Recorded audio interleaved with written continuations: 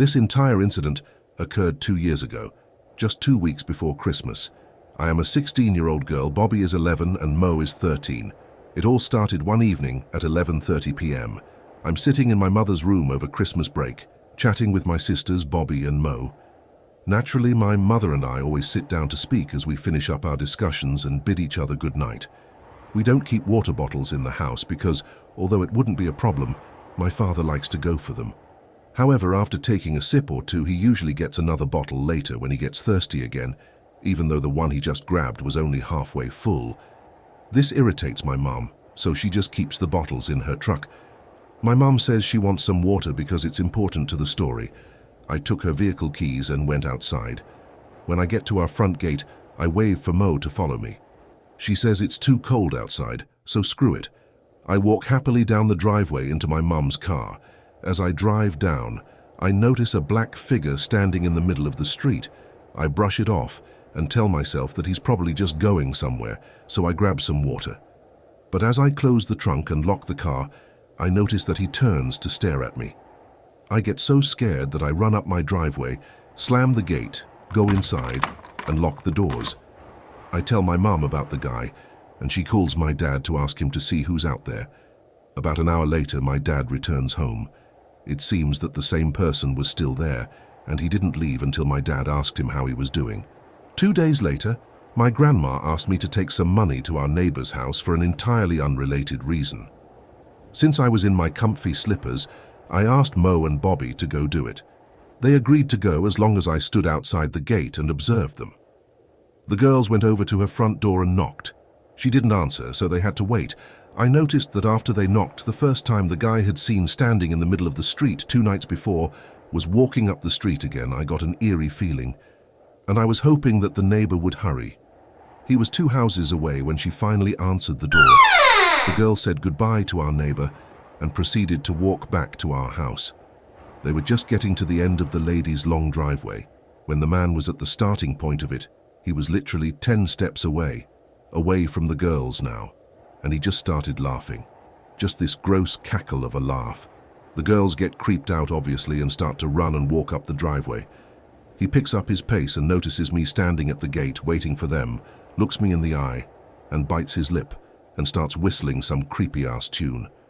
By now the girls are inside the gate and the man starts walking up our driveway, still whistling, and I shake my head.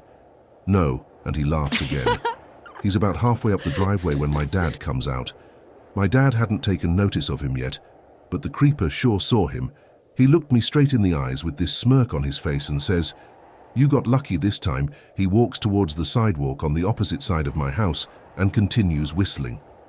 Of course, I told my dad about what happened right then and there. He was absolutely furious at this guy. He tried looking for him after, but couldn't find him. After he ran later on that night, my dad sees the man walking down our street once again. My dad approaches him and asks him what he's doing. The guy then smirks at my dad and just walks away. My father reported the man to the police, but unfortunately, when the police got there, the guy was long gone. The next day, my sisters and I saw about 5 cop cars at another one of our neighbor houses. We questioned it and told our dad about it because he was good friends with those neighbors. About an hour later, the police showed up at our door.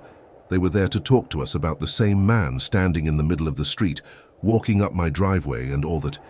He tried to kidnap and rape our neighbor's 10-year-old daughter, so it turns out that the man had broken in through the little girl's bedroom window, tried to get the girl to take off her clothes, and when she screamed, he grabbed her by the hair and started hitting her.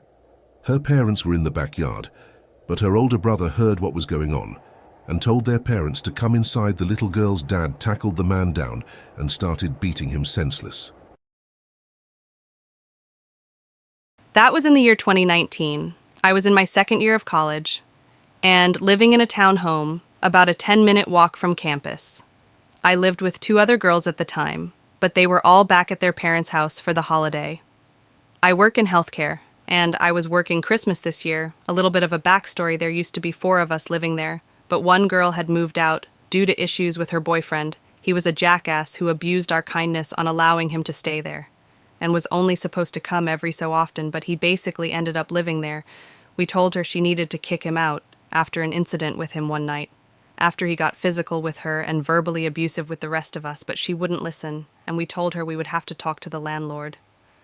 Then, long story short, she ended up moving out and left on bad terms with all of us. On another side note, I have been in a physically and mentally abusive relationship before, so I understand how things may have been going for her. I tried my best for 2 years at that point to help her open her eyes to the abuse and get her away from him at this point. It was affecting everyone, and we didn't feel safe with him there. So she moved out. Back to the story. It was Christmas Eve, and I worked the next day. So I was getting ready for bed. I locked the doors and turned the lights off and went downstairs where my bedroom was. I was scrolling on TikTok for about an hour. It was Christmas Day at this point when I heard what sounded like the chairs in the kitchen move. The kitchen is right above my bedroom. I thought maybe I was hearing the neighbors next door, as we share the same walls. And sometimes they can be loud, but I remembered one of them texting me and asking me to bring in a package for them that they were expecting while they were all gone. The noise was short-lived, and so I just brushed it off. Next thing, I know my bedroom door is being opened slowly in this moment. I get a flashback, and I remember my second-grade teacher telling us about the time. Someone broke into her house and how she acted as if she were asleep. So if they were there to just rob her, they wouldn't feel the need to hurt her if she saw them. But my freaking phone screen is lighting up my scared, jaw-dropped face. So I can't act like I'm asleep, where I was laying in my bed face directly to the door, so we were looking right at each other, so there I was laying in my bed myself, while this guy had one foot in my bedroom with the door cracked open. He slowly takes his foot out and closes my door. I sat there in complete utter shock. I couldn't make out what he looked like as my eyes were adjusting to the dark. Again from my phone screen, all I could see was a backwards baseball cap. I knew I had to call the police, but my anxious ass knew if I called it would alert my parents' phones that I called. So me being dumb as hell, I was like, well, I don't want to make them worry. Also, I was scared that he might still be somewhere in the house, and I didn't know what he would do if he heard me call.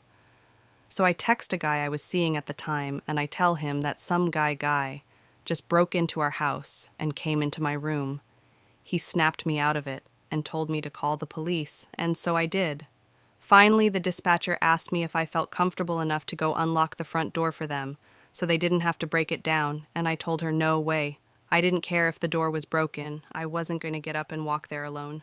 Couple of minutes later, I see flashlight shining through my window, and I hear the police knocking at the door and announcing themselves. They got in, and they asked me where I was. I came out from my room finally, and they got me. They told me to wait on the back porch, while 2 of them searched the house, and 1 stayed with me. It was like you see in movies where they have their guns and turn the corner with their partner and everything. They didn't find anyone. And I said nothing looked like it had been taken. They even tried to get fingerprints but were unsuccessful. They started asking me questions and informed me that the back door was unlocked and had no signs that it had been broken. I told him that I locked it. Though luckily the guy I was talking to stayed with me that night, but I still couldn't sleep. I kept having to go check every inch of the house over and over. I placed chairs under the door handles on the front door, back door, and even my bedroom. The next day I informed our landlord, and she refused to come out and change the locks, and she never ended up changing them for the rest of the time we lived there. Every time I go to bed, now I triple check all the doors have been locked.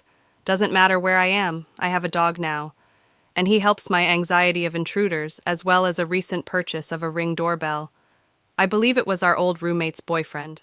I think they may have had an extra key for him because he was basically living there at one point, but I don't understand why he didn't do anything to me. The house or our belongings, if it were someone random, I don't know why they wouldn't have done what they intended, and that could have been many different possibilities.